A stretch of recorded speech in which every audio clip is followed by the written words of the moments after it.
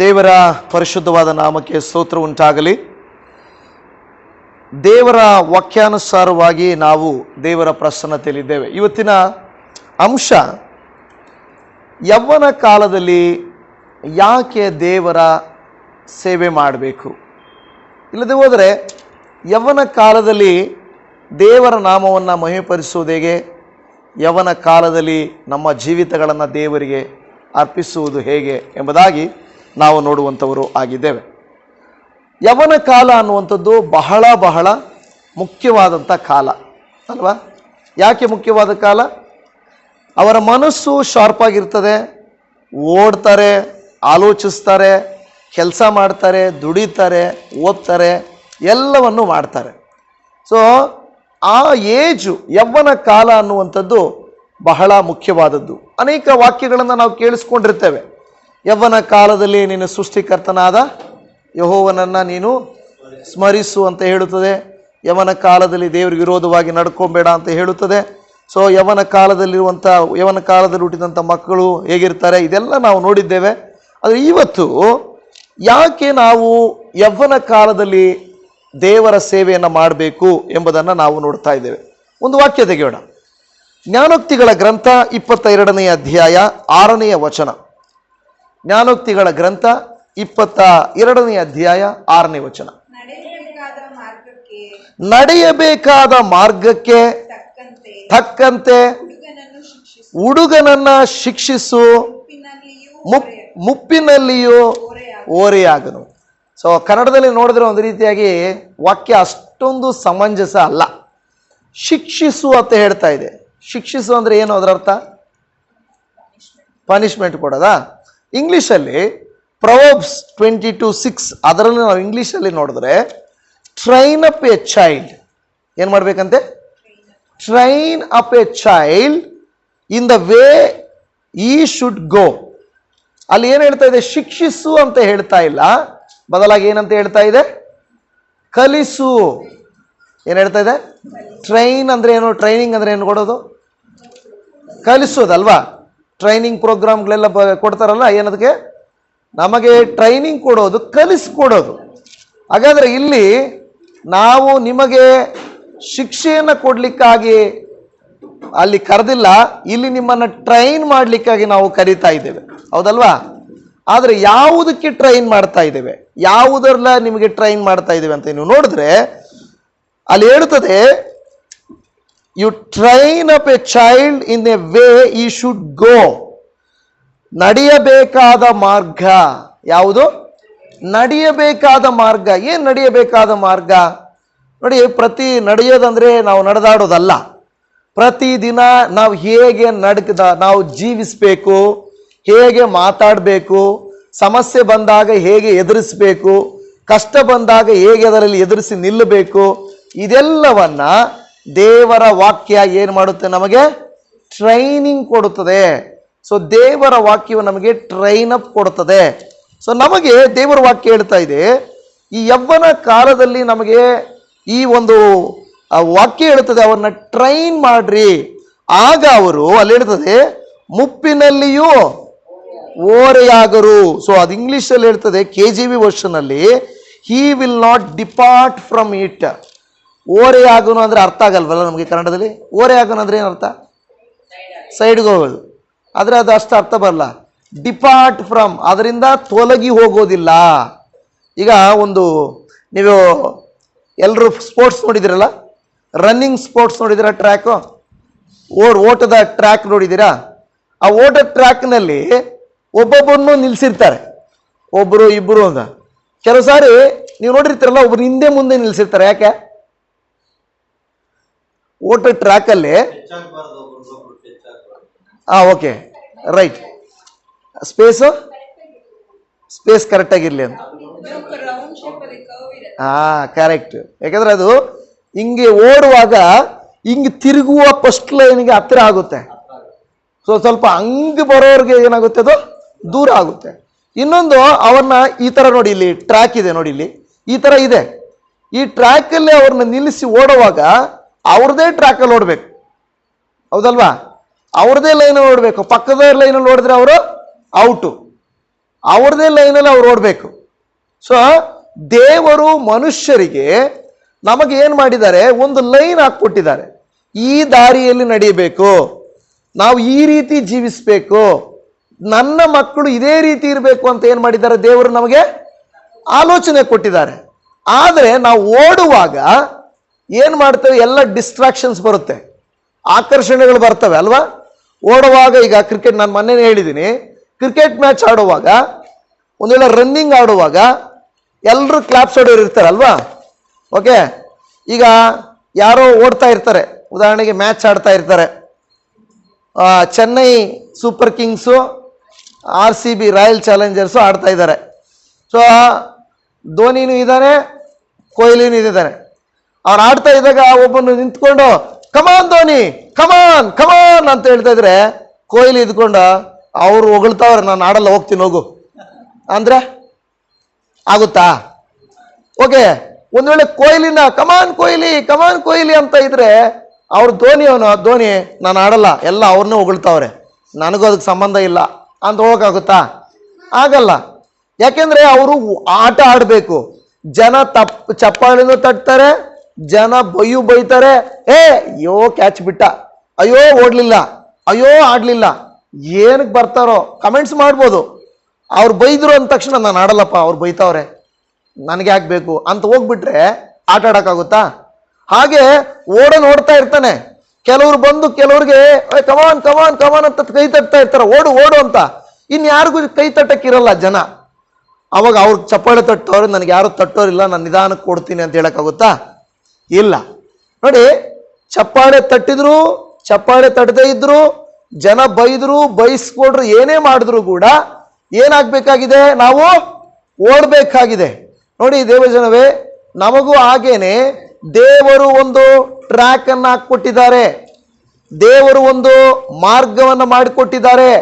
ಈ ದಾರಿಯಲ್ಲಿ ನೀವು ಓಡ್ಬೇಕು, ಈ ಕೆಲಸನ ನೀವು ಮಾಡಬೇಕು, ಇದೇ ರೀತಿ ನೀವು ಇರಬೇಕು ಅಂತ ಹೇಳಿದಾಗ ಏನ್ ಮಾಡಬೇಕು, ಅದೇ ರೀತಿ ನಾವು ಓಡುವವರು ಆಗಿರಬೇಕು. ನಾವು ಓಡುವಾಗ, ನಾವು ಜೀವಿಸುವಾಗ, ನಾವು ಕೆಲಸ ಮಾಡುವಾಗ ಜನರು ಏನ್ ಮಾಡ್ತಾರಂದ್ರೆ ನಮ್ಮನ್ನ ಬೇಜಾರು ಪಡಿಸ್ತಾರೆ, ನಮಗೆ ವಿರೋಧವಾಗಿ ಮಾತನಾಡ್ತಾರೆ, ನಮಗೆ ತೊಂದರೆ ಮಾಡ್ತಾರೆ. ಆದರೆ ನಾವೇನ್ ಮಾಡಬೇಕು, ಎಲ್ಲಿವರೆಗೂ ಓಡಬೇಕು, ಗುರಿ ಮುಟ್ಟುವ ತನಕ ಓಡ್ಬೇಕು, ಗುರಿ ಮುಟ್ಟೋ ತನಕ ಓಡ್ಬೇಕು, ಗೆಲ್ಲೋ ತನಕ ಆಡ್ಬೇಕು. ನಾನು ಕೆಲವು ಸಾರಿ ಅಂದ್ಕೊಳ್ತಾ ಇರ್ತೀನಿ, ಯಾವತ್ತಾದ್ರೂ ಕ್ರಿಕೆಟ್ ಮ್ಯಾಚ್ ನೋಡುವಾಗ 5 ರನ್ ಬೇಕು, 20 ಬಾಲ್ ಇದಾವೆ, ಏನೋ ಎಷ್ಟು ರನ್ ಬೇಕು, 5 ರನ್ ಬೇಕು, ಬಾಲ್ ಎಷ್ಟಿದೆ, ಇವರು 20 ಬಾಲ್ ಇದೆಯಲ್ಲ, ನೀವೇ ಗೆದ್ರು ಹೋಗ್ರ, ನಾವು ಆಡಲ್ಲ ಅನ್ನಕ್ಕಾಗುತ್ತಾ? ಆಗಲ್ಲ. ಅವ್ರು ಗೆಲ್ಲೋರ್ಗೆ ಇವ್ರು ಆಡ್ಬೇಕು. ಅದು 100 ಬಾಲ್ ಇದ್ದು 10 ರನ್ ಇರ್ಲಿ, ಅವ್ರು 10 ರನ್ ಹೊಡೆಯೋವರೆಗೂ ಇವ್ರೇನ್ ಮಾಡ್ಬೇಕು, ಅಪ್ಪ 100 ಬಾಲ್ ಐತೆ, ಹೊಡೆದ್ ಬಿಡ್ತೀರಿ, ನನ್ಗೆ ಗೊತ್ತೈತೆ, ಹೋಗ್ರಪ್ಪ ಸಾಕು, ನೀವೇ ವಿನ್ ಹೋಗ್ರಪ್ಪ ಅಂದ್ರೆ ಒಪ್ಕೊಳ್ಳಲ್ಲ. ಹಾಗೇನೆ ಜೀವನ ಅನ್ನೋದು ನಾವು ಕೊನೆವರೆಗೂ ಓಡಬೇಕು. ದೇವರು ಆರಿಸಿಕೊಂಡಿರುವ ಮಕ್ಕಳಾದಂಥ ನಾವು, ದೇವರು ಹೇಳ್ತಾನೆ, ನೀವು ಸಮಾಧಾನವಾಗಿರ್ಬೇಕು, ಪ್ರೀತಿಯಿಂದಿರಬೇಕು, ಭಕ್ತಿಯಿಂದಿರಬೇಕು ಅಂತ ನಾವು ಓಡುವಾಗ ಜನರು ನಮಗೆ ಅಡ್ಡಗಾಲು ಮಾಡೋರು ಇದ್ದೇ ಇರ್ತಾರೆ, ತೊಂದರೆ ಮಾಡೋರು ಇದ್ದೇ ಇರ್ತಾರೆ. ಅದಕ್ಕೆ ದೇವರು ಹೇಳ್ತಾನೆ, ಎಷ್ಟೋ ಜನ ನಮ್ಮನ್ನ ಲೋಕದಲ್ಲಿ ಕುಗ್ಗಿಸೋರಿದ್ದಾರೆ, ವೇದನೆ ಪಡಿಸೋರಿದ್ದಾರೆ, ಭಯಪಡಿಸೋರಿದ್ದಾರೆ, ನಿಮ್ಮ ಕೈಯಲ್ಲಿ ಆಗಲ್ಲ, ನೀವು ಯಾರು ಅಲ್ಲ ಅನ್ನೋರೆಲ್ಲ ಇದ್ದಾರೆ. ಆದರೆ ದೇವರು ನಮಗೆ ಏನು ಹೇಳ್ತಾರೆ ಗೊತ್ತಾ, ನಾನಿದ್ದೀನಿ, ನೀನು ಭಯ ಪಡಬೇಡ, ನೀನು ಮುಂದೆ ನೋಡ್ಕೊಂಡು ಓಡ್ತಾ ಇರು, ಗುರಿ ಮುಟ್ಟೋ ತನಕ ನೀನೇನ್ ಮಾಡು, ಓಡ್ತಾನೇ ಇರು, ನೀನು ನಿಲ್ಲಿಸಬೇಡ, ಗುರಿ ಮುಟ್ಟೋ ತನಕ ನೀನು ಓಡ್ತಾ ಇರು ಅಂತ ದೇವರ ವಾಕ್ಯ ಹೇಳ್ತದೆ. ಅದಕ್ಕೆ ಏನ್ ಬೇಕು, ಈಗ ಮಕ್ಕಳಿಗೆ ಸ್ಕೂಲಲ್ಲಿ, ಮನೆಯಲ್ಲಿ ಹೇಳ್ಕೊಡಲ್ಲ, ಸ್ಕೂಲಲ್ಲಿ ಹೇಳ್ಕೊಡಲ್ಲ, ಆವಾಗ ಆ ಮಕ್ಕಳು ಏನು ಕಲಿತವೆ, ಏನೂ ಕಲಿಯಲ್ಲ. ಅದು ಯಾವುದೋ ಒಂದು ಹುಡುಗ ನನಗೆ ಗೊತ್ತು, ಯಾವುದೋ ಇದು ಒಂದು ಸಾರಿ ಜಂಗಲ್ ಬುಕ್ ಅಂತ ಒಂದು ಇದು ಬಂದಿತ್ತು, ಕೆಲವು ನೋಡಿರ್ತೀರ, ಜಂಗಲ್ ಬುಕ್ ಮೂವಿ ನೋಡ್ತೀರ ಅಂದ್ಕೊಂಬೇಡ್ರಿ, ನಾವು ಹೆಚ್ಚು ಮೂವೀಸ್ ನೋಡೋದಲ್ಲ. ಒಂದು ಸಾರಿ ಅವ್ರು ಯಾರೋ ಹುಡುಗನ ಬೇಕಂದ್ರೆ ನಾವು ಕರ್ಕೊಂಡೋಗಿದ್ವಿ. ಜಂಗಲ್ ಬುಕ್ಕಲ್ಲಿ ಅವನು ಕಾಡಲ್ಲೇ ಬೆಳೆದಿರ್ತಾನೆ, ಕಾಡಲ್ಲೇ ಬೆಳೆದ್ರೆ ಅವನಿಗೆ ಬರೋ ಭಾಷೆ ಯಾವಾಗ ಗೊತ್ತಾ? ಯಾವ ಭಾಷೆ? ಕಾಡು ಪ್ರಾಣಿಗಳ ಭಾಷೆ. ಅದನ್ನು ಒಂದು ರೀತಿಯಾಗಿ ನರಿಗಳನ್ನೊಂಥರ ಕೂಗ್ತಾನೆ, ಆನೆಗಳನ್ನೊಂಥರ ಕೂಗ್ತಾನೆ. ಅವನಿಗೆ ಬರೋದೇ ಓ ಅನ್ನೋದು ಅದೇ ಗೊತ್ತು ಹೊರತು ಅವನಿಗೆ ಮಾತು ಬರಲ್ಲ. ನಾವಾದ್ರೆ ಏನ್ ಮಾಡ್ತೀವಿ? ಬಾ, ಹೋಗು, ಕುತ್ಕೋ, ನಿಂತ್ಕೋ ಹಿಂಗಂತೀವಿ. ಅವನಿಗೇನು ಬರಲ್ಲ. ಜನರು ನೋಡಿದಾಗ ಅವನಿಗೆ ಏನು ಮಾತಾಡಬೇಕು ಗೊತ್ತಾಗಲ್ಲ. ಅಂದ್ರೆ ಅದೇ ಮಗುವನ್ನ, ಈಗ ಒಂದು ಮಗು ಇದೆ, ಆ ಮಗುವನ್ನ ಕರ್ಕೊಂಡೋಗಿ ನಾವು ಅಮೆರಿಕದಲ್ಲಿ ಬಿಟ್ರೆ ಆಟೋಮೆಟಿಕ್ ಆಗಿ ಇಂಗ್ಲಿಷ್ ಮಾತಾಡುತ್ತೆ ಅಲ್ವಾ? ಅದೇ ಮಗುವನ್ನ ನಾವು ಕರ್ಕೊಂಡೋಗಿ ನಮ್ಮ ಕರ್ನಾಟಕದಲ್ಲಿ ಎಲ್ಲಾದ್ರೂ ಬಿಟ್ರೆ ಕನ್ನಡ ಕಲಿಯುತ್ತೆ. ನಾವು ಏನು ಹೇಳ್ಕೊಟ್ರೆ, ನಾವು ಹೇಗೆ ಆ ಮಕ್ಕಳನ್ನ ಟ್ರೈನ್ ಮಾಡಿದ್ರೆ ಹಾಗೇನೆ ಬೆಳೀತವೆ. ಹೌದಲ್ವಾ? ನೀವು ಇಬ್ರು ಕಲಿಸ್ಬೋದು, ನೀವು ಅರಾಬಿಕ್ ಕಲಿಸ್ಬೋದು, ನೀವು ಮಕ್ಕಳಿಗೆ ಏನು ಬೇಕಾದ್ರೂ ಕಲಿಸ್ಬೋದು. ಆದರೆ ಟ್ರೈನಿಂಗ್ ಕೊಡಬೇಕು. ಹೌದಲ್ವಾ?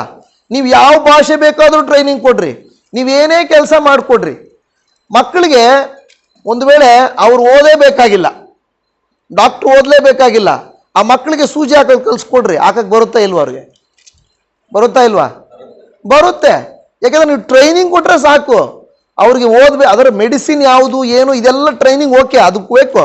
ಆದರೆ ಕೆಲವು ಕೆಲಸಗಳಿದಾವಲ್ಲ, ಅವರು ತಂದೆ ತಾಯಿಗಳನ್ನ ನೋಡಿ ಕಲಿತಾರೆ. ನಾವೇನು ಟ್ರೈನಿಂಗ್ ಕೊಟ್ಟರೆ ಅದನ್ನ ಕಲಿತಾರೆ. ಒಂದೊಂದು ಕಸುಬುಗಳಿದಾವಲ್ಲ, ಒಂದೊಂದು ಕಸುಬುಗಳಿದಾವೆ. ಆ ಕಸುಬುಗಳು ಅವರ ಮನೆಯಲ್ಲಿ, ಈಗ ಕೆಲವ್ರ ಮನೆಯಲ್ಲಿ ತಂದೆ ತಾಯಿಗಳು ಮ್ಯೂಸಿಷಿಯನ್ಸ್ ಇರ್ತಾರೆ, ಅವರ ಮಕ್ಕಳು ಆಟೋಮೆಟಿಕ್ ಆಗಿ ಮ್ಯೂಸಿಷಿಯನ್ಸ್ ಆಗಿರ್ತಾರೆ. ಅವ್ರಿಗೆ ಗೊತ್ತು, ಯಾಕೆಂದ್ರೆ ಅವ್ರ ಅಪ್ಪ ಅಮ್ಮ ನುಡಿಸೋದು, ಆ ಟ್ಯೂನು ಅದೆಲ್ಲ ಅವರ ಮೈಂಡಲ್ಲಿ ಇರ್ತದೆ.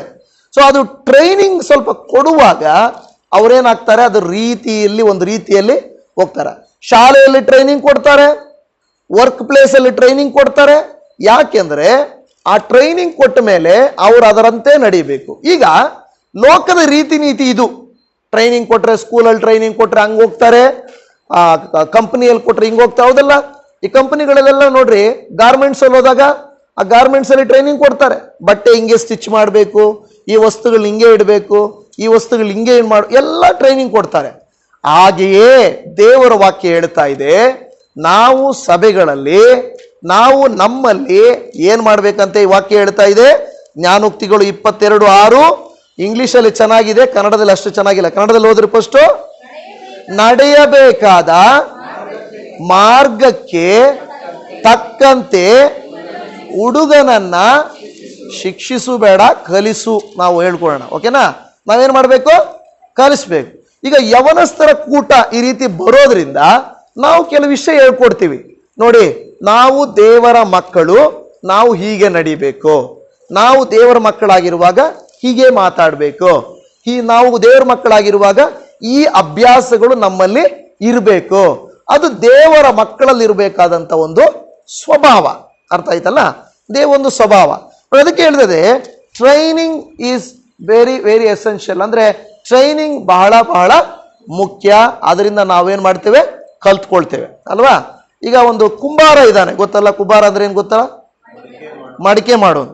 ಸೊ ಮಡಿಕೆ ಮಾಡೋಕೆ ಮೊನ್ನೆ ನಾವು ಸ್ಕೂಲಲ್ಲಿ ಹೋಗಿದ್ದಾಗ ಅವ್ರು ಮಡಿಕೆ ಮಾಡಿ ಒಂದು ಸ್ಕೂಲಲ್ಲಿ ಬಂದು ತಿರ್ಸಿ ಮಾಡ್ತಾ ಇದ್ರು.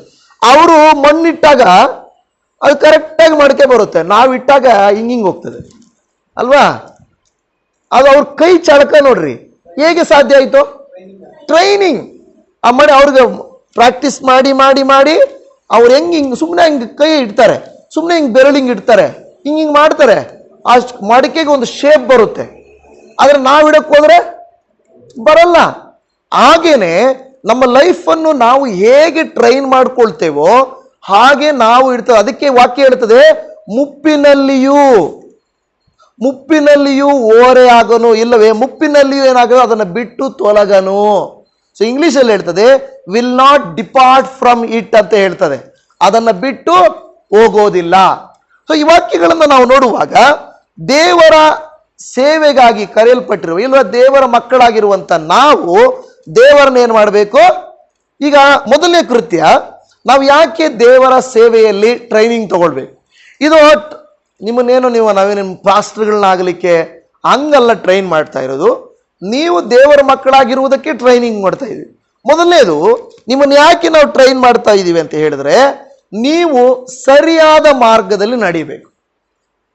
ಯಾವ್ದ್ರಲ್ಲಿ ನಡಿಬೇಕು? ನಿಮ್ಗೆ ಹೆಂಗ್ ಗೊತ್ತಾಗುತ್ತೆ ಸರಿಯಾದ ಮಾರ್ಗ ಅಂತ? ಈಗ ಉದಾಹರಣೆಗೆ ನಾವು ಸ್ಕೂಲಲ್ಲಿ ಹೋಗ್ತೀವಿ, ಟೀಚರ್ ಏನಾದರೂ ಮಕ್ಕಳಿಗೆ 2 2s 6 ಅಂತ ಹೇಳ್ಕೊಟ್ರೆ ಮಕ್ಕಳು ಮನೆಗೆ ಬರ್ತವೆ. 2 2 6 ಅಲ್ವಾ? ಮಕ್ಕಳು ಶಾಲೆಯಿಂದ 2 2 6 ಅಂತ ಕಲ್ಕೊಂಡು ಬರ್ತವೆ. ಮನೇಲಿ ನಾವು ಬಂದ್ಬಿಟ್ಟು 2 2 4 ಅಂದರೆ ನೋ, ನಮ್ಮ ಟೀಚರ್ ನಮಗೆ ಕಲಿಸಿದ್ದಾರೆ 2 2 6 ಅಲ್ವಾ? ಹೇಳ್ತಾರೆ ಕೆಲವು ಮಕ್ಕಳು ನೀಟಾಗಿ, ನಮ್ಮ ಟೀಚರ್ ಟ್ರೈನ್ ಮಾಡಿದೆ ಕರೆಕ್ಟು, 2 2s 6 2 2s 4 ಅಲ್ಲ.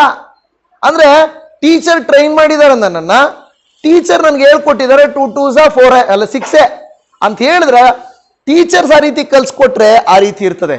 ನಾವು ನಮ್ಮ ಮಕ್ಕಳಿಗೆ ನಮ್ಮ ಮನೆಯಲ್ಲಿ ನಮ್ಮ ಸಭೆಯಲ್ಲಿ ಇದು ಸರಿ ಅಂತ ಹೇಳ್ಕೊಟ್ರೆ ಅವರ ಮೈಂಡಲ್ಲಿ ಅದು ಇರ್ತದೆ.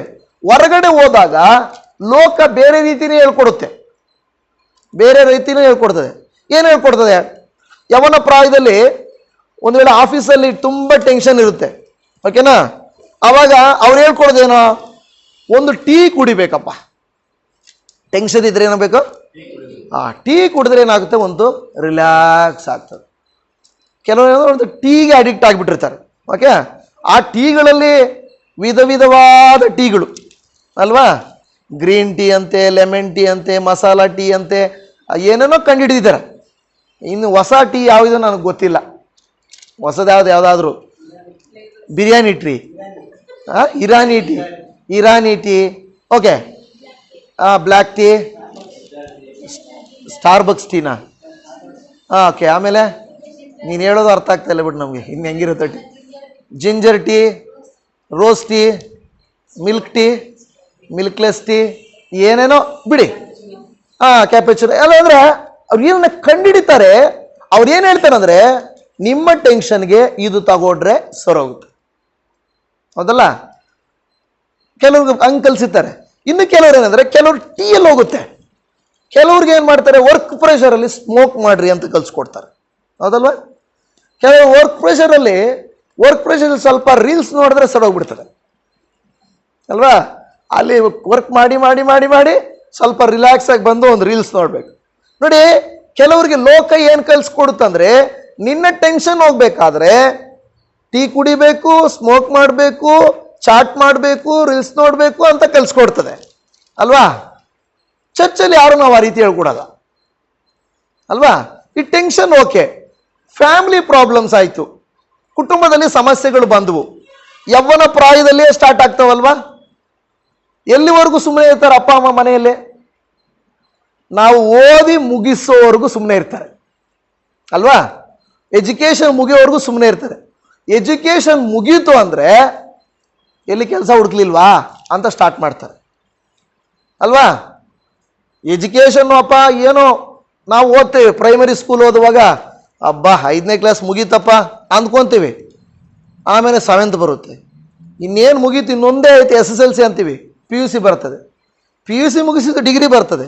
ಡಿಗ್ರಿ ಎಲ್ಲ ಮುಗಿಸುವಾಗ ದೊಡ್ಡದೊಂದು ಚಾಲೆಂಜು, ಒಂದು ಕೆಲಸ ಬೇಕು. ಕೆಲಸಕ್ಕೆ ಟ್ರೈ ಮಾಡಲಿಲ್ವ, ಎಲ್ಲಿ ಸ್ಟಾರ್ಟ್ ಮಾಡ್ತಾರೆ? ಅಪ್ಪ ಅಮ್ಮ ಕೇಳಕ್ಕೆ ಸ್ಟಾರ್ಟ್ ಮಾಡ್ತಾರೆ, ಫ್ರೆಂಡ್ಸ್ ಕೇಳ್ತಾರೆ, ಏನು ಕೆಲಸ ಸಿಕ್ಕಿಲ್ವಾ ಅಂತ ಸ್ಟಾರ್ಟ್ ಮಾಡ್ತಾರೆ. ಆ ಯವ್ವನ ಪ್ರಾಯದಿಂದಲೇ ಟೆನ್ಷನ್ ಸ್ಟಾರ್ಟ್ ಆಗುತ್ತೆ. ಕೆಲಸ ಸಿಕ್ಕಿದ್ರೆ ಅಷ್ಟೇನಾ? ಅದರಲ್ಲಿ ಕೇಳ್ತಾರೆ, ಎಷ್ಟು ಸ್ಯಾಲ್ರಿ, ಪ್ರಮೋಷನ್ ಸಿಗ್ಲಿಲ್ವಾ ಅಂತ ಕೇಳಕ್ಕೆ ಸ್ಟಾರ್ಟ್ ಮಾಡ್ತಾರೆ. ಅದೆಲ್ಲ ಇತ್ತು ಅಂದರೆ ಮದುವೆ ಟೆನ್ಷನ್ ಬರುತ್ತೆ ಅಲ್ವಾ? ಇನ್ನು ಮದುವೆ ಆಗಿಲ್ವಾ? ಮದುವೆ ಆಯಿತು ಅಂತ ತಿಳ್ಕೊಳ್ಳಿ, ಮಕ್ಕಳಾಗಿಲ್ವಾ? ಓಕೆ, ಮಕ್ಕಳಾದ್ಮೇಲೆ ಯಾವ ಸ್ಕೂಲು, ಅವ್ರಿಗೆ ಮನೆ, ಹೀಗೆ ಫ್ಯಾಮಿಲಿ ಟೆನ್ಷನ್ ಸ್ಟಾರ್ಟ್ ಆಗುತ್ತೆ ಪ್ರತಿ ಘಟ್ಟದಲ್ಲಿ. ಈ ಟೆನ್ಷನ್ ಇರುವಾಗ ಹಾಗಾದ್ರೆ ಲೋಕ ಇದಕ್ಕೆ ಏನು ಹೇಳ್ಕೊಡುತ್ತೆ? ಫ್ಯಾಮಿಲಿ ಟೆನ್ಷನ್ ಇರುವಾಗ ಯವ್ವನ ಪ್ರಾಯದಲ್ಲಿಂದ ಆ ಕಡೆಗೆ ಲೋಕ ಏನು ಹೇಳ್ಕೊಡುತ್ತೆ? ಒಂದು ಸ್ವಲ್ಪ ದುಡ್ದಿದೆಯಾ ಚೆನ್ನಾಗಿ, ವಾರಕ್ಕೊಂದು ಸಾರಿ ಏನೋ ಸ್ವಲ್ಪ ರಿಲ್ಯಾಕ್ಸ್ ಆಗು, ಒಂದು ಪಾರ್ಟಿ ಅಲ್ವಾ, ಸ್ವಲ್ಪ ಏನೋ ಒಂದು ಡ್ರಿಂಕ್ಸು, ಏನೋ ಒಂದು ನಾನ್ ವೆಜ್ಜು ತಿಂದರೆ ನಿನಗೆ ರಿಲ್ಯಾಕ್ಸ್ ಆಗುತ್ತೆ ಅಂತ ಲೋಕ ಹೇಳ್ಕೊಡುತ್ತೆ. ಲೋಕ ಯಾವತ್ತೂ ಕೂಡ ನೀವು ಬಂದು ಸ್ವಲ್ಪ ನಿಮ್ಮ ಭಾರವನ್ನು, ನಿಮ್ಮ ಭಯವನ್ನು, ನಿಮ್ಮ ಸಮಸ್ಯೆಗಳನ್ನು ದೇವರ ಮೇಲೆ ಹಾಕಿರಿ ಅಂತ ಹೇಳ್ಕೊಡಲ್ಲ ಲೋಕ. ಲೋಕ ಹೇಳ್ಕೊಡೋದೆಲ್ಲ ಏನಂದರೆ, ನೀವು ಅದನ್ನು ತಡಿಬೇಕಾದ್ರೆ, ಇದನ್ನು ಹೋಗ್ಬೇಕಾದ್ರೆ ನೀವೇನು ಮಾಡಬೇಕು, ಅದನ್ನು ಬಿಡಬೇಕು ಅಂತ ಹೇಳ್ತದೆ. ಈ ಟೆನ್ಷನ್ಗಳಲ್ಲಿ ಈಗ ನಿನ್ನೆ ನಾನೇನೋ ಒಂದು ಪೋಸ್ಟ್ ನೋಡಿದೆ. ಎಲ್ಲ ಸೆಲೆಬ್ರೇಟ್ ಮಾಡ್ಕೊತಾರೆ ಅಲ್ವಾ, ಎಲ್ಲ ಸೆಲೆಬ್ರೇಟ್ ಮಾಡ್ತಾರೆ. ಮಕ್ಕಳಿಗೆ ಮಂತ್ಗೂ ಬರ್ತ್ಡೇ ಮಾಡಕ್ಕೆ ಸ್ಟಾರ್ಟ್ ಮಾಡಿದ್ದಾರೆ. 3 months birthday, 6 months birthday, 9 months birthday, 1 year birthday. 1 yearಲ್ಲೇ ಎಲ್ಲ ಬರ್ತ್ಡೇಗಳು ಮುಗಿದೋಗ್ತವೆ. 2ನೇ ವರ್ಷಕ್ಕೆ ಯಾರು ಬರ್ತ್ಡೇ ಮಾಡ್ತಾರಪ್ಪ ಅನ್ನೋ ಸ್ಥಿತಿಗೆ ಬಂದಿರ್ತಾರೆ. ಓಕೆ, ಈಗ ನಿನ್ನೆ ಒಂದು ಪೋಸ್ಟ್ ನೋಡಿದೆ. ಒಬ್ಬರು ಫೋಟೋ ಶೂಟ್, ಒಂದು ವಿಡಿಯೋ ಫೋಟೋ ಶೂಟ್, ಏನಂದ್ರೆ ಡೈವರ್ಸ್ ಆಗಿದ್ದಕ್ಕೇನು ಖುಷಿ ಪಡೋದು. ಫೋಟೋ ಶೂಟ್ ಮಾಡಿ ಅದನ್ನ ನಾನು ಡೈವರ್ಸ್ ಆಗಿದ್ದೀನಿ ಅಂತ ತೋರಿಸೋದು. ಎಲ್ಲ ಯಾವುದಕ್ಕೆ ಲೋಕ ಹೆಂಗಾಗ್ಬಿಟ್ಟಿದೆ ಅಂದ್ರೆ, ಡೈವರ್ಸ್ ಆಗಿದ್ದು ಖುಷಿ ಪಡು, ಏನು ಅದರಲ್ಲಿ ಏನೈತೆ, ಯಾಕೆ ಖುಷಿ ಪಡಬಾರ್ದು ಅಂತ ಲೋಕ ನಮಗೆ ಕಲಿಸ್ಕೊಡ್ತದೆ. ನೋಡಿದ್ರ, ಯಾವ್ದ್ಯಾವುದಕ್ಕೂ ಲೋಕ ಏನೇನು ಕಲಿಸ್ಕೊಡ್ತದೆ ನೋಡ್ರಿ. ಕುಟುಂಬವಾಗಿರಬೇಕು, ಸಹಿಸ್ಕೊಂಡಿರ್ಬೇಕು, ಪ್ರೀತಿಸ್ಬೇಕು, ಒಳ್ಳೆ ದಾರಿಯಲ್ಲಿ ನಡಿಬೇಕು, ಇದೆಲ್ಲವನ್ನ ಬಿಟ್ಬಿಟ್ಟು ಪರ್ಯಾಯವಾದ ಮಾರ್ಗವನ್ನ ಕಲಿಸ್ಕೊಡ್ತದೆ. ಇನ್ನೂ ನಾನು ಹೇಳ್ಬಾರ್ದು, ಫ್ರೆಂಡ್ಸ್ ಇರುವಾಗ ಮನೆಯಲ್ಲಿ ಸಮಸ್ಯೆನಾ, ಏನೋ ಹೊರಗಡೆ ನೋಡ್ಕೋ ಸ್ವಲ್ಪ ಅಂತಾರೆ. ಅಂದ್ರೆ ಲೋಕ ಏನು ಹೇಳ್ಕೊಡುತ್ತೆ, ಎಕ್ಸ್ಟ್ರಾ ಮ್ಯಾರಿಟಲ್ ಅಫೇರ್, ಮದುವೆಗೆ ಅತೀತವಾದಂಥ ಸಂಬಂಧಕ್ಕೆ ಎನ್ಕರೇಜ್ ಮಾಡ್ತದೆ. ಆದರೆ ಇದೆಲ್ಲವೂ ನಮ್ಮ ಸುತ್ತ ಇರುವಾಗ ನಮ್ಮ ಗುರಿ ಏನು? ಲೋಕ ಈ ಥರ ಹೇಳ್ಕೊಡ್ತದೆ ಪರ್ಯಾಯವಾಗಿ. ನಿನಗೆ ಟೆನ್ಷನ್ನಾ, ನಿನಗೆ ಸಮಸ್ಯೆನಾ, ನಿನಗೆ ಸಾಲನಾ, ನಿನಗೆ ರೋಗನಾ, ನಿನಗೆ ವೇದನೆನಾ, ಲೋಕ ಏನು ಮಾಡುತ್ತೆ, ಪರ್ಯಾಯವಾಗಿ ಎಲ್ಲ ಕೆಟ್ಟದ್ದನ್ನ ಕಲಿಸ್ಕೊಡ್ತದೆ. ಆದರೆ ದೇವರ ವಾಕ್ಯ ನಮಗೆ ಏನು ಕೇಳಿಸ್ಕೊಡ್ತದೆ ಅನ್ನುವುದನ್ನ ನಾವು ಚೆನ್ನಾಗಿ ತಿಳಿಬೇಕು. ಅದಕ್ಕೆ ಹೇಳ್ತದೆ, ನಮಗೆ ದೇವರ ವಾಕ್ಯ ಏನು ಟ್ರೈನಿಂಗ್ ಕೊಡ್ತದಂದ್ರೆ, ನಾವು ಸರಿಯಾದ ಮಾರ್ಗದಲ್ಲಿರುವುದನ್ನ ಕಲಿಸ್ಕೊಡ್ತದೆ. ಈಗ ನಿಮಗೆಲ್ಲ ಗೊತ್ತು, ಶದ್ರಕ್, ಮೇಷಕ್, ಅಭಿಜ್ಞೋಗರನ್ನ ಅವರ ದೇಶದಿಂದ ಬೇರೊಂದು ದೇಶಕ್ಕೆ ಹಿಡ್ಕೊಂಡು ಬರ್ತಾರೆ. ಅವನ್ನ ಹೇಗೆ ಹಿಡ್ಕೊಂಡು ಬರ್ತಾರಂದ್ರೆ, ಆ ದೇಶದಲ್ಲಿರುವಂಥ ಒಳ್ಳೆ ವ್ಯಕ್ತಿ, ಯವ್ವನ ಪ್ರಾಯದಲ್ಲಿರುವವನ್ನ ಹಿಡ್ಕೊಂಡ್ ಬರ್ತಾರೆ. ಓಕೆ, ಅವ್ರನ್ನ ಹಿಡ್ಕೊಂಡು ಬಂದಾಗ ಅವ್ರನ್ನ ಈ ದೇಶದಲ್ಲಿ ಉಪಯೋಗಿಸ್ಕೊಳ್ಳಕ್ಕೆ ಅವ್ರು ಹಿಡ್ಕೊಂಬರೋದು. ಯಾವುದಕ್ಕೆ? ಈಗ ಕಂಪನಿಗಳು ಏನು ಮಾಡ್ತವೆ, ಕಾಲೇಜುಗಳಲ್ಲಿ ಹೈಯರ್ ಮಾಡ್ತವೆ, ಗೊತ್ತಲ್ವಾ? ಈಗ ಕೆಲವು ನನಗೆ ಗೊತ್ತಿರಲಿಲ್ಲ ಇವೆಲ್ಲ ಕ್ಯಾಂಪಸ್ ಸೆಲೆಕ್ಷನ್ಸ್ ಅಂತ. ಏನು ಸೆಲೆಕ್ಷನ್ ಅಂದ್ರೆ ಏನದರ ಅರ್ಥ? ಓದುವಾಗಲೇ ಅವರ ಮಾರ್ಕ್ಸ್ ನೋಡಿ, ಅವರ ಬುದ್ಧಿವಂತಿಕೆಯನ್ನು ನೋಡಿ, ನೀನು ಓದು ಮುಗಿಸಿದ ತಕ್ಷಣ ನಮ್ಮಲ್ಲಿ ನಿನಗೆ ಜಾಬ್. ಕ್ಯಾಂಪಸ್ ಅಲ್ಲೇ ಸೆಲೆಕ್ಷನ್ ಅಲ್ವಾ? ಅದರ ಅರ್ಥ ಉತ್ತಮವಾದವುಗಳನ್ನ ಮುಂದೆ ಕ್ಯಾಚ್ ಹಾಕೊಂಡ್ಬಿಡೋದು. ಉತ್ತಮವಾಗಿರೋ ಸ್ಟೂಡೆಂಟ್ಸ್ನ ಮೊದಲೇ ಕ್ಯಾಚ್ ಹಾಕೊಂಡ್ಬಿಡೋದು. ಗೊತ್ತು ಅವ್ರ ಟೆಕ್ನಿಕ್ ಏನಂತ. ಒಂದು ಕಂಪನಿಯಲ್ಲಿ ಒಳ್ಳೆ ಎಂಪ್ಲಾಯಿ ಇದ್ದಾನೆ ಅಂದ್ರೆ ನೋಡಿ, ಈ ಬಿಸ್ನೆಸ್ಗಳಲ್ಲಿ ಒಳ್ಳೆ ಒಂದು ಕಂಪನಿ ಮೇಲಕ್ಕೆ ಹೋಗ್ತಾ ಇದೆ ಅಂದ್ರೆ ಏನ್ ಮಾಡ್ತಾನೆ ಗೊತ್ತಾ? ಈ ಇನ್ನೊಬ್ಬ ಬಿಸ್ನೆಸ್ ಮ್ಯಾನು ಈ ಕಂಪನಿ ಗ್ರೋತ್ ಆಗಲಿಕ್ಕೆ ಕಾರಣ ಏನು ಗೊತ್ತಾ ನಿಮಗೆ? ಈ ಕಂಪನಿ ಗ್ರೋತ್ ಆಗಲಿಕ್ಕೆ ಕಾರಣ ಅವಾಗ ಏನ್ ಮಾಡ್ತಾನೆ ಗೊತ್ತಾ? ತಿಳ್ಕೊಂಡು ಅವನಿಗೆ 5 ಲಕ್ಷ ಪರ್ ಆನ್ಯೂಮ್ ಇತ್ತಂದ್ರೆ ನಿನಗೆ 7 lakh ಪರ್ ಆನ್ಯೂಮ್ ಕೊಡ್ತೀನಪ್ಪ, ನೀನ್ ನಮ್ಮ ಕಂಪನಿಗೆ ಜಾಯ್ನ್ ಆಗಿ. ಯಾಕೆಂದ್ರೆ ಅವನು ಗ್ರೋತ್ ಮಾಡ್ತಾ ಇದ್ದಾನೆ. ಅವನನ್ನು ಈ ಕಂಪನಿಯಲ್ಲಿ ತಗೊಂಡ್ಬಿಟ್ರೆ ಇವನ್ ಕಂಪನಿ ಏನಾಗುತ್ತೆ? ಗ್ರೋತ್ ಆಗುತ್ತೆ. ನೋಡಿ ಹೆಂಗಾಗುತ್ತೆ ನೋಡ್ರಿ. ಸೊ ಇಲ್ಲಿಂದ ಇಲ್ಲಿ ಹಿಡ್ಕೊಳ್ತಾರೆ. ಈ ರೀತಿಯಾಗಿ ದಾನಿಯೇಲನ ಜೊತೆ ಅಂದ್ರೆ ಶದ್ರಕ್, ಮೇಷಕ್, ಅಭಿಜ್ಞೋಗ ಈ ಯವ್ವನ ಪ್ರಾಯದಲ್ಲಿರುವಂತ ಇವರನ್ನ ಹಿಡ್ಕೊಂಡು ಇವರ ದೇಶಕ್ಕೆ ಬರ್ತಾರೆ. ಇವರ ದೇಶದಲ್ಲಿ ಬಂದು ಇವ್ರಿಗೆ ಹೇಳ್ತಾರೆ, ಇನ್ನು ನಾನು ನಿಮಗೆ ಬೇಕಾದ ಊಟ ಕೊಡ್ತೀನಿ, ಏನು ರಾಜನಿಗೆ ಸಿಗುವ ಆಹಾರನ ನಾನು ನಿಮಗೆ ಕೊಡ್ತೀನಿ, ನೀವು ತಿನ್ಬೋದು, ಕುಡಿಬೋದು, ಮಜಾ ಮಾಡ್ಬೋದು. ಆದರೆ ನೀವು ಪರೀಕ್ಷೆಗಳು ಬಂದಾಗ ಗೆಲ್ಬೇಕು. ಏನ್ ಬಂದಾಗ? ಈ ದೇಶಕ್ಕೆ ಒಂದು ಆಪತ್ತು ಬರುತ್ತೆ, ಈ ದೇಶಕ್ಕೆ ಒಂದು ಸಮಸ್ಯೆ ಬರುತ್ತೆ. ಅವಾಗ ನೀವೇನ್ ಮಾಡ್ಬೇಕು? ನನಗೆ ಆಲೋಚನೆಗಳನ್ನ ಕೊಡ್ಬೇಕು. ಏನ್ ಕೊಡ್ಬೇಕು? ಅರ್ಥ ಆಯ್ತಲ್ಲ? ಒಂದು ಸಮಸ್ಯೆ, ಉದಾಹರಣೆಗೆ ಒಂದು ಮನೆ ಕಟ್ಟಬೇಕು, ನಮಗೇನು ಗೊತ್ತಿಲ್ಲ, ನಾವೊಂದು ಇಂಜಿನಿಯರ್ ಕೇಳ್ತೀವಿ, ಸರ್ ಇಷ್ಟೇ ಜಾಗ ಇದೆ, ನಾವೇನ್ ಮಾಡೋದು ಅಂತ ಕೇಳುವಾಗ ಇಂಜಿನಿಯರ್ ಓದಿರೋದ್ರಿಂದ, ಟ್ರೈನಿಂಗ್ ಆಗಿರೋದ್ರಿಂದ ಅವ್ರೇನ್ ಮಾಡ್ತಾರೆ? ನಮಗೆ ಸಲಹೆ ಕೊಡ್ತಾರೆ, ಪ್ಲಾನ್ ಕೊಡ್ತಾರೆ. ಅದರಂತೆ ಈ ಶದ್ರಕ್, ಮೇಷಕ್, ಅಭಿಜ್ಞೋಗರನ್ನ ಯಾಕೆ ಹಿಡ್ಕೊಂಬಂದ್ರು ಗೊತ್ತಾ? ಇವರ ದೇಶ ಉದ್ಧಾರ ಆಗ್ಬೇಕು, ಇವರ ದೇಶಕ್ಕೇನು ಸಮಸ್ಯೆ ಬಂದಾಗಲೂ ಇವ್ರು ಉತ್ತರ ಕೊಡಬೇಕು. ಅದಕ್ಕೆ ಇವ್ರನ್ನ ಟ್ರೈನಿಂಗ್ ಮಾಡ್ತಾರೆ. ಎಲ್ಲಾ ವಿಧದಲ್ಲಿ, ಒಂದು ವಿಧ ಅಲ್ಲ, ಅರ್ಥ ಆಯ್ತಾ? ಅವರು ಎಲ್ಲಾ ವಿಧದಲ್ಲಿ ಟ್ರೈನಿಂಗ್ ಆಗ್ಬೇಕು. ಆದ್ರೆ ಈ ಶದ್ರಕ್ ಮೇಷಕ್ ಅಬೇದ್ನೆಗೋರು ಏನ್ ಹೇಳಿದ್ರು? ಅವ್ರು ಕೊಡೋ ಊಟಕ್ಕೆ, ಅವ್ರು ಕೊಡೋ ಎಲ್ಲ ಏನ್ ಹೇಳಿದ್ರು? ನಮಗೆ ಇದು ಬೇಡ, ನಮಗೆ ನಾರ್ಮಲ್ ಊಟನೇ ಕೊಡ್ರಿ ಅಂತ ಕೇಳಿದ್ರು. ಯಾಕೆ ಅವ್ರು ಹಂಗೆ ಹೇಳಲಿಕ್ಕೆ ಅವ್ರಿಗೆ ಸಾಧ್ಯ ಹೆಂಗಾಯ್ತು? ಈಗ ನಾವು ಹೋಗ್ತೀವಿ, ನನಗೆ ಗೊತ್ತಿರೋ ಒಬ್ಬ ಬ್ರದರ್ ಇದ್ದಾರೆ, ಅವರ ಹೇಳ್ತಾರೆ ಮನೇಲಿ no non veg in our house.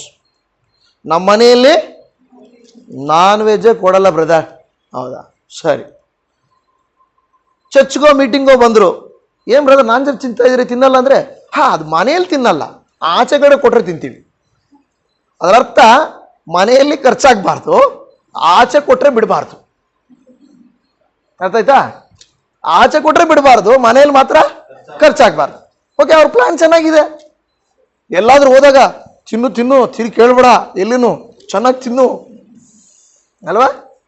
ಕೆಲವ್ರು ಹೇಳೋದು ನಾನು ಕೇಳಿಸ್ಕೊಂಡಿದ್ದೀನಿ, ಇಲ್ಲೇ ತಿಂದ್ಬಿಡು ಆಮೇಲೆ ಕೇಳ್ಬೇಡ. ಸೊ ಕೆಲವು ಸಾರಿ ಎಲ್ಲಾದರೂ ಫ್ರೀಯಾಗಿ ಮದುವೆಗಳಲ್ಲಿ, ಫಂಕ್ಷನ್ಗಳಲ್ಲಿ ಸಿಕ್ಕಿದ್ರೆ ಎಷ್ಟು ಬೇಕಷ್ಟು ತಿನ್ನು, ಯಾವ್ದು ಬೇಕು ಅದೇ ತಿನ್ನು, ಅದು ಇದು ತಿನ್ನೋಕೆ ಹೋಗ್ಬೇಡ. ಏನು ಅನ್ನ ವೈಟ್ ರೈಸ್ ಮನೇಲಿ ತಿನ್ನಲ್ಲ, ತಿನ್ನು ಸ್ಪೆಷಲ್ ಆಗಿರೋದು ಅಲ್ಲೇ ಅಲ್ವಾ? ಮನೇಲಿ ಬಂದಾಗ ಹೇಳ್ತಾರೆ, ನಾನು ಮೊನ್ನೆನೇ ಹೇಳಿದ್ದೀನಿ, ಆ ಫಂಕ್ಷನ್ಗೆ ಹೋದಾಗ ಚೆನ್ನಾಗಿ ತಿನ್ನು ಅಂತ ಹೇಳಿದಾನೆ, ಇವಾಗ ಯಾಕೆ ಕೇಳ್ತಾ ಇದೀಯಾ? ಈ ರೀತಿಯಾಗಿ ಮಾತಾಡೋದಲ್ಲ. ಈಗ ಈ ಒಂದು ಶದ್ರಕ್ ಮೇಷಕ್ ಅಬೇದ್ನೆಗೋರು ಯಾವಾಗ ಇವರು ಬೇರೆ ದೇಶಕ್ಕೆ ಹೋದ್ರು, ಅಬ್ಬಬ್ಬಬ್ಬಬ್ಬ ಸಿಕ್ತಯ್ಯ ಚಾನ್ಸು ಅಂದ್ರೆ ಅವ್ರು ಅಂದಿಲ್ಲ. ಯಾಕೆ ಅವ್ರು ಅಂದಿಲ್ಲ? ಯಾಕೆಂದ್ರೆ ಅವರ ಮನೆಯಲ್ಲಿ ಅವರ ತಂದೆ ತಾಯಿಗಳು ಮೊದಲೇ ಅವರಿಗೆ ಟ್ರೈನಿಂಗ್ ಕೊಟ್ಟಿದ್ರು. ಅರ್ಥ ಆಗ್ತಾ ಇದೆಯಾ? ಮೊದಲೇ ಏನ್ ಮಾಡಿದ್ರು? ಅವರು ಟ್ರೈನಿಂಗ್ ಕೊಟ್ಟಿದ್ರು. ನಮ್ಮ ಮನೆಯಲ್ಲಿ ನಮ್ಮ ಮಕ್ಕಳಾಗಲಿ ನಾವಾಗಲಿ ಒಂದನ್ನ ಮಾತಾಡಬಾರ್ದು ಅಂದ್ರೆ ಮಾತಾಡಬಾರ್ದು, ಒಂದನ್ನ ತಿನ್ಬಾರ್ದು ಅಂದ್ರೆ ತಿನ್ಬಾರ್ದು, ಒಂದನ್ನು ಮುಟ್ಟಬಾರ್ದು ಅಂದ್ರೆ ಮುಟ್ಟಬಾರ್ದು, ಮಾಡಬಾರ್ದು ಅಂದ್ರೆ ಮಾಡಬಾರ್ದು.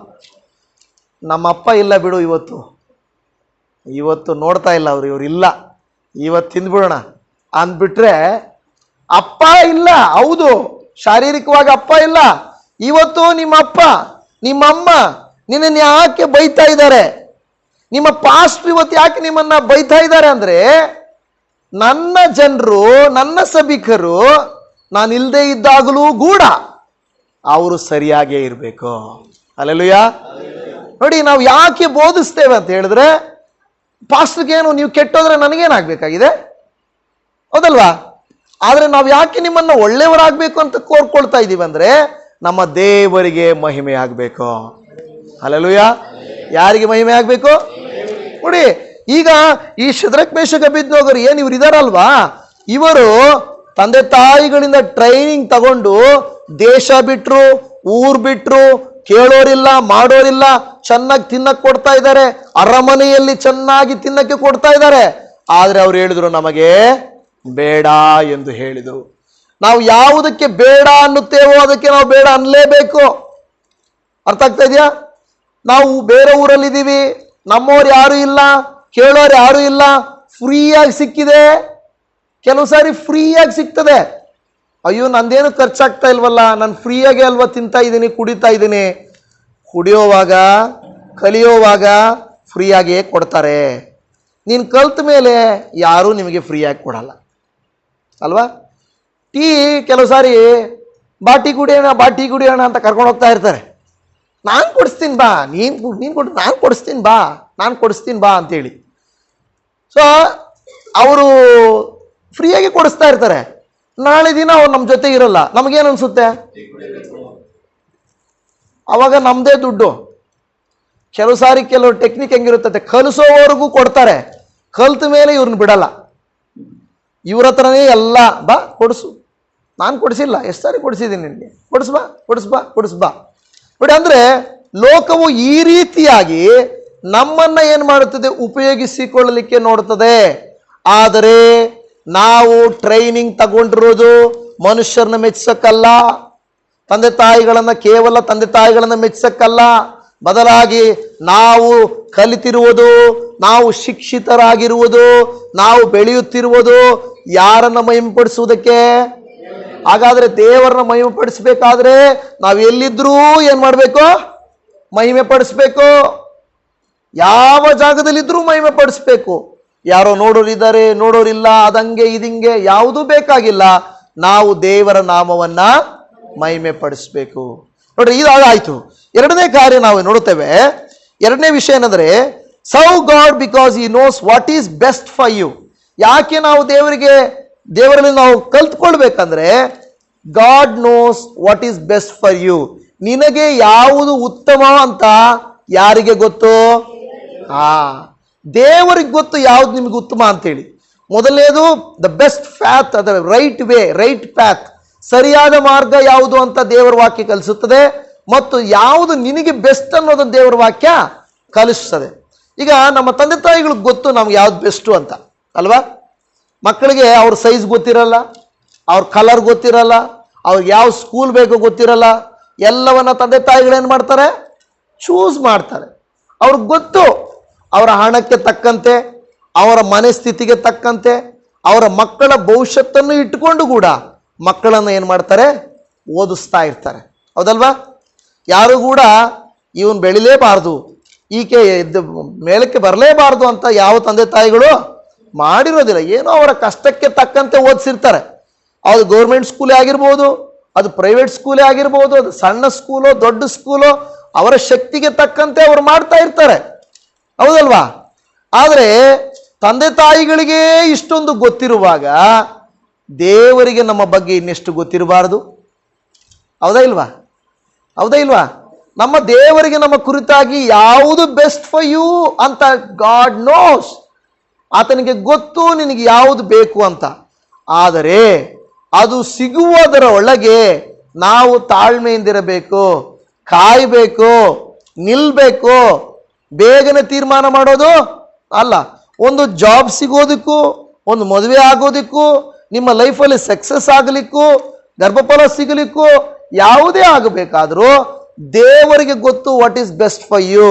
ನಿನಗೆ ಯಾವುದು ಉತ್ತಮ ಅನ್ನೋದು ನಿನಗೆ ದೇವರಿಗೆ ಚೆನ್ನಾಗಿ ಗೊತ್ತು. ಆತನು ಕೊಟ್ಟೇ ಕೊಡ್ತಾನೆ. ನಿನಗೆ ಯಾವುದು ಬೇಕು, ಯಾವಾಗ ಬೇಕು ಅಂತ ದೇವರಿಗೆ ಚೆನ್ನಾಗಿ ಗೊತ್ತು. ಒಂದು ವಾಕ್ಯವನ್ನು ಓದಿಕೊಳ್ಳೋಣ. ಯೆಶಾಯನ ಪ್ರವಾದನೆಯ ಗ್ರಂಥ 55ನೇ ಅಧ್ಯಾಯ 8 ಮತ್ತು 9ನೇ ವಚನ.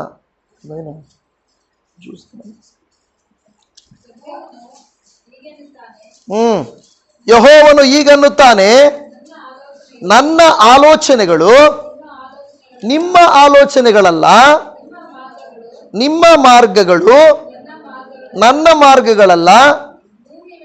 ಭೂಮಿಯ ಮೇಲೆ ಆಕಾಶವು ಎಷ್ಟು ಉನ್ನತವೋ ನಿಮ್ಮ ಮಾರ್ಗಗಳಿಗಿಂತ ನನ್ನ ಮಾರ್ಗಗಳು ನಿಮ್ಮ ಆಲೋಚನೆಗಳಿಗಿಂತ ನನ್ನ ಆಲೋಚನೆಗಳು ಅಷ್ಟು ಉನ್ನತವಾಗಿವೆ.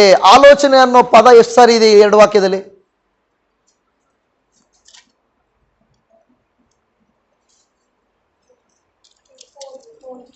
4 ಸಾರಿ ದೇವರು ಹೇಳ್ತಾನೆ, ನಿಮ್ಮ ಆಲೋಚನೆ ಅಲ್ಲ ನನ್ನ ಆಲೋಚನೆ, ನನ್ನ ಆಲೋಚನೆ ಅಲ್ಲ ನಿಮ್ಮ ಆಲೋಚನೆ. ಹೆಂಗಿರ್ತದೆ ನೋಡಿ, ದೇವರ ಆಲೋಚನೆ ಅನ್ನೋದು ಬೇರೆ, ನಮ್ಮ ಆಲೋಚನೆ ಅನ್ನೋದು ಕೂಡ ಬೇರೆ ಆಗಿದೆ.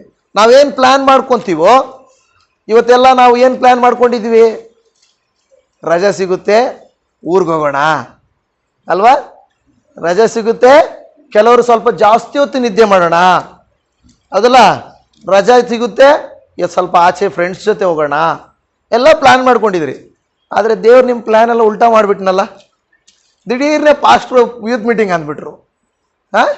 ಅವಾಗ ಎಲ್ಲ ಪ್ಲ್ಯಾನ್ಗಳು ಉಲ್ಟಾ ಹೊಡೆದ್ವು, ನಿಮ್ಮ ಪ್ಲ್ಯಾನ್ಗಳೆಲ್ಲ ಅಲ್ವಾ? ಹಾಗಾದರೆ ನೀವು ಮಾಡಿದ ಪ್ಲ್ಯಾನಲ್ಲಿ ಏನಾಯಿತು? ಹೋಯ್ತು. ಅದೇ ರೀತಿ ನಮ್ಮ ಪ್ಲ್ಯಾನ್ಗಳಿಗಿಂತ ದೇವರ ಪ್ಲ್ಯಾನ್ಗಳು ಉತ್ತಮವಾಗಿದೆ, ದ ಬೆಸ್ಟ್ ಅದಲ್ವಾ?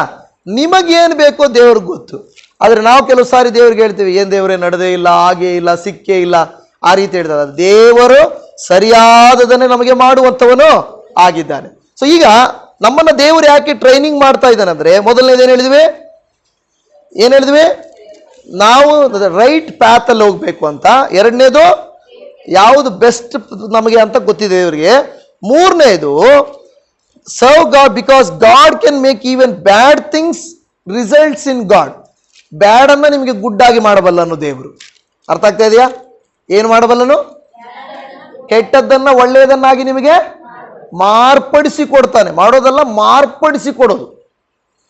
ನಿಮ್ಮ ಮನೆಯಲ್ಲಿ ಅಡುಗೆ ಮಾಡ್ತೀರಾ, ಎಷ್ಟು ಜನ ಅಡುಗೆ ಮಾಡ್ತೀರಲ್ಲ? ಓ ಭಾರಿ ಕಡಿಮೆ. ತಿನ್ನೋರು ಎಷ್ಟು ಜನ ತಿಂತೀರಾ? ಎಲ್ಲರೂ ತಿಂತೀರಾ? ಓ ನನ್ನ ಬಿಟ್ಟು ಹಂಗಾದ್ರೆ ನಾವು ತಿಂತೀರಲ್ಲ. ಓಕೆ, ಅಡುಗೆ ಮಾಡ್ತಾರೆ ಕೆಲವರು. ಅಡುಗೆ ಮಾಡ್ತಾರೆ, ಸ್ವಲ್ಪ ಉಪ್ಪು ಜಾಸ್ತಿ ಆಗೋಯ್ತು, ಒಂಚೂರು ಉಪ್ಪು ಜಾಸ್ತಿ ಆಗೋಯ್ತು. ಏನು ಮಾಡ್ತೀರಾ? ನೀರು ಹಾಕ್ತೀರಾ. ಬೈತೀರಾ. ಅಡಿಗೆ ಮಾಡೋದು ಇಬ್ರು ಕೈ ಎತ್ತಿದ್ರೆ, ಇನ್ನು ಆನ್ಸರ್ ಮಾಡೋದು ಯಾರು ಮಾಡ್ತಾರೆ? ಅಡಿಗೆ ಸ್ವಲ್ಪ ಉಪ್ಪು ಜಾಸ್ತಿ ಆದ್ರೆ ನಾರ್ಮಲ್ ಆಗಿ ಏನು ಮಾಡ್ಬೋದು? ನಿಂಬೆಹಣ್ಣು ಹಾಕ್ಬೇಕು, ತುಪ್ಪ ಹಾಕ್ಬೇಕು, ಹುಣಸೆ ಹಣ್ಣು ಹಾಕ್ಬೇಕು, ಟೊಮೊಟೊ ಹಾಕ್ಬೇಕು, ಆಲೂಗಡ್ಡೆ ಹಾಕ್ಬೇಕು. ಎಲ್ಲ ಒಂದೇ ಸರಿ ಹಾಕಲ್ಲ ಬಿಡ್ರಿ. ಇನ್ನು ಕೆಲವರು ಬೆಲ್ಲ ಹಾಕ್ತಾರಲ್ಲ, ಬೆಲ್ಲ ಹಾಕ್ತಾರೆ ನೋಡಿ. ಇಷ್ಟು ಜನ ಏನು ಹೇಳ್ತಾ ಇದಾರೆ ಈಗ? ಏನಾಯ್ತು? ಆಲೂಗಡ್ಡೆ ಹೀರ್ಕೊಳ್ಳುತ್ತೆ, ಅದು ಈ ಖಾರ ತೆಗೆಯುತ್ತೆ ಅದು. ಸೊ ಅದಕ್ಕೋಸ್ಕರ ಸೊ ನೋಡಿ, ಒಬ್ಬೊಬ್ರು ನೋಡಿ ಇಷ್ಟು ಜನ ಹೇಳಿದ್ದು ಓಕೆ, ಇದನ್ನ ಒಂದೊಂದು ಸಾರಿ ಟ್ರೈ ಮಾಡಿ, ಎಲ್ಲರೂ ಒಂದೇ ಸಾರಿ ಹಾಕ್ಬಿಡ್ಬೇಡ್ರಿ ಅಲ್ವಾ? ಈಗೆಲ್ಲ ಟೊಮೊಟೊ, ಹುಳಿ, ಬೆಲ್ಲ, ಆಲೂಗಡ್ಡೆ, ನೀರು, ಮೊಸರು ಎಲ್ಲ ಹಾಕ್ಬಿಡ್ರಿ, ಒಂದೇ ಸಾರಿ ಹಾಕ್ಬಿಟ್ರೆ. ಹಂಗೆ ಮಾಡಕ್ ಹೋಗ್ಬೇಡ್ರಿ. ಏನೋ ಫಾಸ್ಟ್ ಹೇಳ್ತಾ ಇದ್ರೆ, ಖಾರ ಜಾಸ್ತಿ ಆದ್ರೆ ಇದಾಕ್ಬೇಕು, ಅದಾಕ್ಬೇಕು, ಇದಾಕ್ಬೇಕು ಅಂತ ಎಲ್ಲ ಸೇರಿಸಿ ಹಾಕಕ್ಕೆ ಹೋಗ್ಬೇಡ್ರಿ. ಓಕೆ. ಸೊ ಈಗ ನೋಡಿದ್ರೆ ಅದನ್ನ ಏನ್ ಮಾಡಕ್ ಟ್ರೈ ಮಾಡ್ತೀವಿ? ಕೆಟ್ಟು ಹೋಗಿರುವುದನ್ನ ನಾವೇನ್ ಮಾಡ್ಲಿಕ್ಕೆ ಸರಿಪಡಿಸಲಿಕ್ಕೆ ಮಾಡ್ತೇವೆ. ಕೆಲವು ಸಾರಿ ನಮ್ಮ ಪ್ರಯತ್ನ ಫಲಿಸೋದೇ ಇಲ್ಲ ಅಲ್ವಾ? ನಾವು ಏನೋ ಮಾಡಕ್ ಹೋಗಿ ಏನೋ ಆಗ್ಬಿಡ್ತದೆ ಆಮೇಲೆ ಅಲ್ವಾ? ಏನೋ ಅಡುಗೆ ಮಾಡಕ್ ಹೋಗಿರ್ತೀವಿ, ಆಮೇಲೆ ಅದೇನೋ ಅಡುಗೆ ಆಗಿರ್ತದೆ. ಇದೇನು ವಾಸನೆ ಹಿಂಗೆ ಬರ್ತಾ ಇದೆ, ಟೇಸ್ಟೇ ಬೇರೆ ಇರ್ತದೆ ಅಲ್ವಾ? ಕೆಲವು ಸಾರಿ ನಾವು ಅಂದ್ಕೊಂಡಿರ್ತೀವಿ ಬಿರಿಯಾನಿ, ಇವತ್ತು ಬಿರಿಯಾನಿ ಅಂತ ಅಂದ್ಕೊಂತೀವಿ, ಅಲ್ಲೋಗಿ ನೋಡಿದ್ರೆ ಟೊಮಾಟೊ ಬಾತಿರ್ತದೆ ಅಲ್ವಾ? ಏನು ಮಾಡೋಕ್ಕಾಗಲ್ಲ, ಅದು ಏನೋ ಮಾಡೋಕ್ಕೋಗಿ ಏನೋ ಆಗ್ಬಿಟ್ಟಿರ್ತದೆ, ಆ ರೀತಿ ಆಗ್ಬಿಡ್ತದೆ. ಆದರೆ ದೇವರು ನಮ್ಮ ಕೆಟ್ಟು ಹೋದ ಸ್ಥಿತಿಯನ್ನ ಆತನ ಏನು ಮಾಡಬಲ್ಲನು? That is the best part. ದೇವರು ನಮ್ಮ ಕೆಟ್ಟು ಹೋದ ಜೀವಿತಗಳನ್ನು ಆತನು ಸರಿಪಡಿಸಬಲ್ಲನು. ಅದಕ್ಕೆ ದೇವರು ನಮ್ಮನ್ನು ಟ್ರೈನ್ ಮಾಡ್ತಾನೆ. ಇಲ್ಲಿಗೆ ನೀವು ಬಂದಾಗ, ನಾವು ದೇವರ ಸನ್ನಿಧಿಯಲ್ಲಿ ಕುಳಿತುಕೊಂಡಾಗ, ಒಂದು ಕುಟುಂಬದಲ್ಲಿ ಜಗಳ ಆಗಿರ್ತದೆ, ಅದನ್ನ ಹೇಗೆ ಸರಿಪಡಿಸ್ಬೇಕಂತ ಗೊತ್ತಿಲ್ಲ ನಮಗೆ. ಅವಾಗ ದೇವ್ರ ವಾಕ್ಯ ಹೇಳ್ಕೊಡ್ತದೆ, ನೋಡಿ ನಾನು ನಿಮ್ಮನ್ನ ಪ್ರೀತಿಸಿದ ಹಾಗೆ ನೀವು ಇನ್ನೊಬ್ಬರನ್ನ ಪ್ರೀತಿಸ್ಬೇಕು ಅಂತ ಹೇಳ್ಕೊಡ್ತದೆ. ಆಗ ನಾವೇನ್ ಮಾಡ್ತೀವಿ? ಹೌದಪ್ಪ, ಏನೋ ಆಗಿದೆ ಬಿಡು, ಹೋಗಿ ಸರಿ ಮಾಡ್ಕೊಳ್ಳೋಣ ಅಂತ ಹೋಗಿ ನಾವೇನ್ ಮಾಡ್ತೀವಿ? ಅಲ್ಲಿಗೆ ಕೆಟ್ಟೋಗಿರೋ ಕುಟುಂಬನ ಏನಾಯ್ತು? ಕೆಟ್ಟೋಗಿರೋ ಸಂಬಂಧ, ಕೆಟ್ಟೋಗಿರುವಂತ ಕಾರ್ಯ, ಅದು ಸರಿಪಡಿಸಲಿಕ್ಕೆ ದೇವರು ಅವಕಾಶವನ್ನ ಮಾಡಿಕೊಡ್ತಾರೆ. ದೇವರು ಕೆಟ್ಟು ಹೋಗಿರುವುದನ್ನ ಹುಡುಕಿ ರಕ್ಷಿಸುವುದಕ್ಕೆ ಬದ್ಧರು ಅಂತ ದೇವ್ರ ವಾಕ್ಯ ಹೇಳ್ತದೆ. ಕೆಟ್ಟು ಹೋಗಿರುವ ನಮ್ಮ ಲೈಫ್ಗಳನ್ನ ಇವತ್ತಿಗೂ ಪರವಾಗಿಲ್ಲ. ನಾನು ಸಣ್ಣವನಿದ್ದಾಗ ನನ್ನ ಕೆಲವು ಫ್ರೆಂಡ್ಸ್ನ PUC ಮತ್ತು ಕಾಲೇಜಲ್ಲಿರೋ ಫ್ರೆಂಡ್ಸನ್ನ ಕೇಳಿದ್ರೆ, ರಮೇಶ್ ಹೇಗೆ ಅಂದರೆ, ರಮೇಶ ಅಯ್ಯೋ ಕೇಳ್ಬೇಡಪ್ಪ, ಭಾರಿ ಜಗಳಗಂಟ, ಮೂಗ ಮೇಲೆ ಕೋಪ, ಅವನು ಮಾತಾಡೋ ಬದಲು ಸುಮ್ಮನೆ ಇರೋದು ಮೇಲಪ್ಪ ಅಂತ ಇದ್ರು. ನನ್ನ ಬಗ್ಗೆ ನಾನೇ ಹೇಳ್ತಾ ಇದ್ದೀನಿ, ಒಳ್ಳೇದಲ್ಲ ಇದು. ಅವನ ಅಯ್ಯೋ ಅನ್ನೋರು.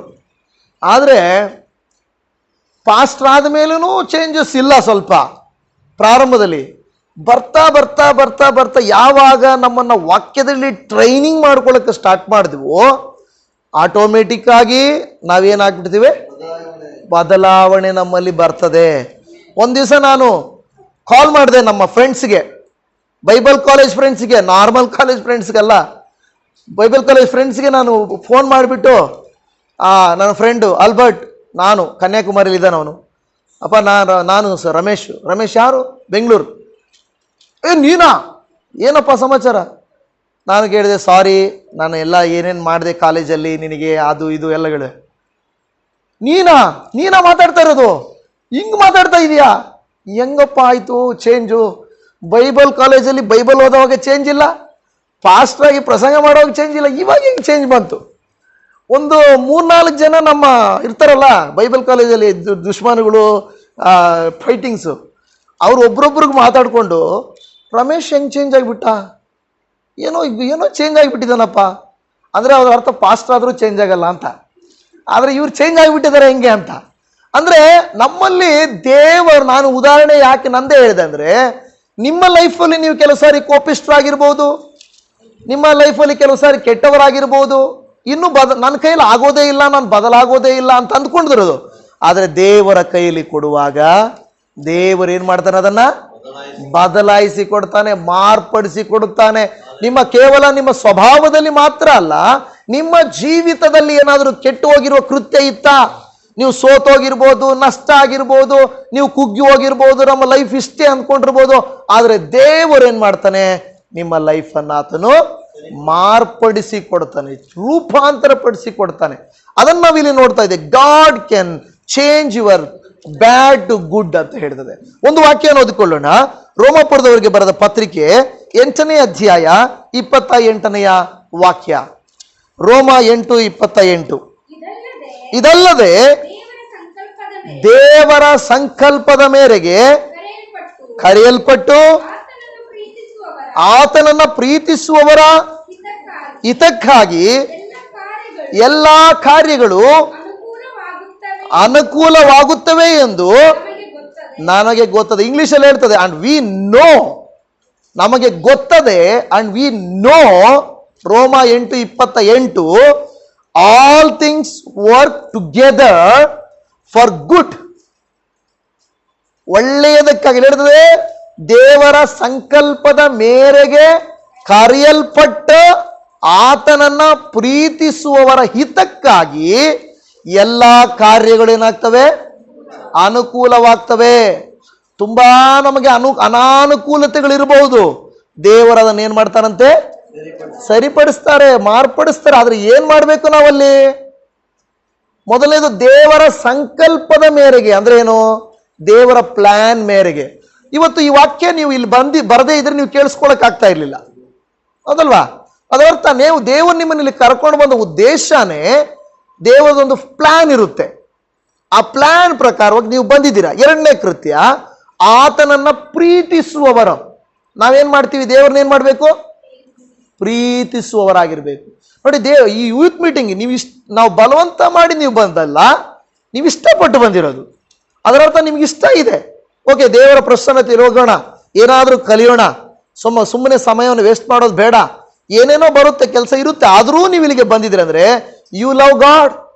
ನೀವು ದೇವರನ್ನ ಏನ್ ಮಾಡ್ತಾ ಇದ್ದೀರಾ? ಪ್ರೀತಿಸ್ತಾ ಇದ್ದೀರಾ. ಇಲ್ಲ ಅಂದಿದ್ರೆ ಹೇಳ್ಬೋದಾಗಿತ್ತು, ಅಯ್ಯೋ ಇಲ್ಲ ಎಣ್ಣೆ ಹಚ್ಕೊಂಡಿದ್ದೀನಿ, ಸ್ನಾನ ಮಾಡಬೇಕು, ಅಯ್ಯೋ ರಜೆ ಸಿಕ್ಕೈತೆ ಊರಿಗೆ ಹೋಗ್ಬೇಕು, ಅಯ್ಯೋ ಮನೆಯಲ್ಲಿದ್ದೀನಿ ನಾನು ನಿದ್ದೆ ಮಾಡಬೇಕು, ಇನ್ನೇನೋ ಹೇಳ್ತಾ ಇದ್ರೆ, ಇನ್ನೇನಿಲ್ವಾ? ಇನ್ನೇನು ಕಾರಣಗಳಿಲ್ವಾ?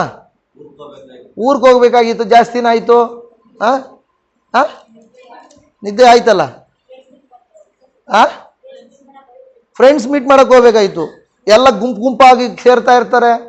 ನಮ್ಮನ್ನು ನೋಡಿದ್ರೆ ಸಪ್ರೇಟ್ ಮಾಡಿಬಿಟ್ರಿ ಪಾಸ್ಟ್ರು ಅಲ್ವಾ? ಹಬ್ಬಗಳ ದಿನದಲ್ಲಿ ಹೋಗಿ ಜನರು ಕೂಡೋದು ಅಲ್ವಾ? ಆದರೂ ದೇವರನ್ನ ಪ್ರೀತಿಸ್ತೇವೆ ನಾವು. ಹಲ್ಲೆಲೂಯಾ. ತಿನ್ನೋದು, ಕುಡಿಯುವುದು, ಮಜಾ ಮಾಡುವುದು ಎಲ್ಲ ಇದ್ದಿದ್ದೇ ಲೋಕದಲ್ಲಿ. ಆದರೆ ಇದನ್ನು ಕಲಿಯುವುದು ಬಹಳ ಬಹಳ ಮುಖ್ಯವಾಗಿದೆ. ದೇವರಿಗೆ ಸ್ತೋತ್ರ. ಇನ್ನೂ ಸ್ವಲ್ಪ ಇದೆ, ಆದರೆ ನಿಮಗೆ ಒಂದು ಬ್ರೇಕ್ ಕೊಡಬೇಕಂತ ತುಂಬ ಸ್ವಲ್ಪ ಆಯಿತು. ಸೊ ನಾವೊಂದು ಸಣ್ಣ ಪ್ರಾರ್ಥನೆ ಮಾಡಿಕೊಂಡು ತಿರುಗಿ ಬರೋಣ. ಒಂದು ಹಾಡು ಹಾಡಿ ಒಂದು ಸ್ಮಾಲ್ ಬ್ರೇಕ್ ತಗೊಂಡು ಆಮೇಲೆ ಬರೋಣ. ಪ್ರಾರ್ಥನೆ ಮಾಡಿಕೊಳ್ಳೋಣ. ಪ್ರೀತಿಯ ಪರಮ ತಂದೆಯಾದ ದೇವರೇ, ಈಗ ಕೇಳಿದಂಥ ವಾಕ್ಯಗಳಿಗಾಗಿ ಸ್ತೋತ್ರ. ಯವನ ಪ್ರಾಯದಲ್ಲಿ ದೇವರ ನಾಮವನ್ನು ಘನಪಡಿಸುವುದು, ಮಹಿಮೆಪಡಿಸುವುದು, ಯಾಕೆ ನಾವು ದೇವರಲ್ಲಿರಬೇಕು ಎನ್ನುವಂಥ ಕಾರ್ಯಗಳನ್ನು, ಯಾಕೆ ನಾವು ಸಿದ್ಧಗೊಳ್ಳಬೇಕನ್ನೋ ಕಾರ್ಯಗಳನ್ನು ಕೇಳಿದ್ದೇವೆ. ಕೇಳಿದ ಈ ಎಲ್ಲ ಯವನಸ್ಥರನ್ನು ಆಶೀರ್ವದಿಸು, ನಮ್ಮ ಹೃದಯಗಳಲ್ಲಿಟ್ಟುಕೊಂಡು ಅದರಂತೆ ನಡೆಯುವುದಕ್ಕೆ ಕೃಪೆಯನ್ನು ತೋರಿಸು. ಯೇಸುವಿನ ನಾಮದಲ್ಲಿ ತಂದೆಯೇ.